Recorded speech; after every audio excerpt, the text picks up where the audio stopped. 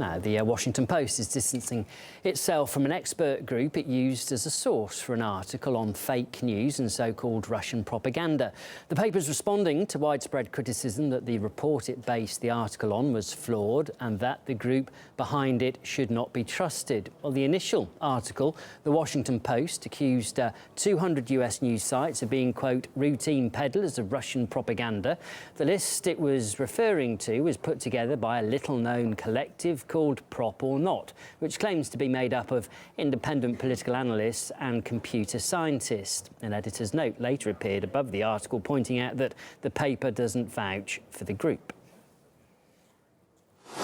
A number of those sites have objected to being included on Prop or Not's list, and some of the sites, as well as others not on the list, have publicly challenged the group's methodology and conclusions. The Post, which did not name any of the sites, does not itself vouch for the validity of Prop or Not's findings regarding any individual media outlet, nor did the article purport to do so.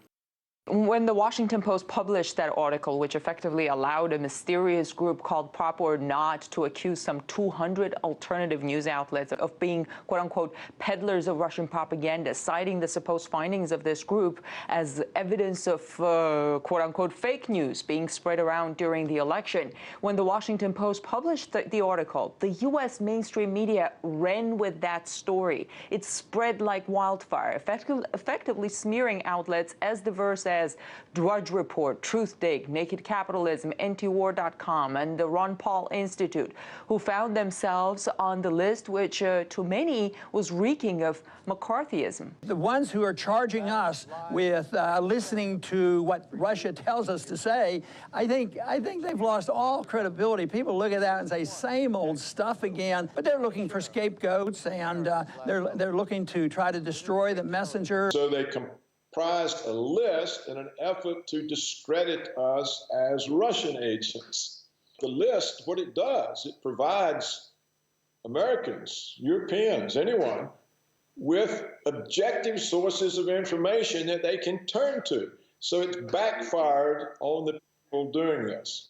When some journalists began to look into this mysterious group and their methodology, they found that simply exhibiting a pattern of beliefs outside the political mainstream was enough to risk finding themselves on that blacklist. When they asked this group, Prop or Not, to explain why popular websites like Drudge Report were on their list, Prop or Not had nothing better to say. Quote, they refer audiences to sort of Russian stuff, end quote. The Washington Post now writes it never vouched for the findings of that group, Prop or Not. It is trying to distance itself from this group, obviously following the backlash.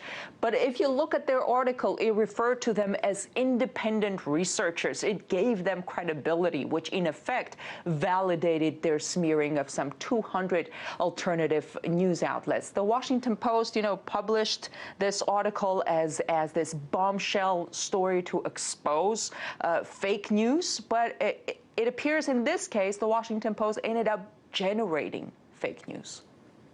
Gan reporting there. Well, it's not only the American media that's been whipped up into a frenzy over Russia's alleged meddling in US politics. In the US, Congress lawmakers want to launch a probe into Moscow's alleged hacks during the US election campaign, while another bill has already been approved, allowing the creation of an interagency committee to combat the Kremlin's, quote, covert efforts to influence people and governments.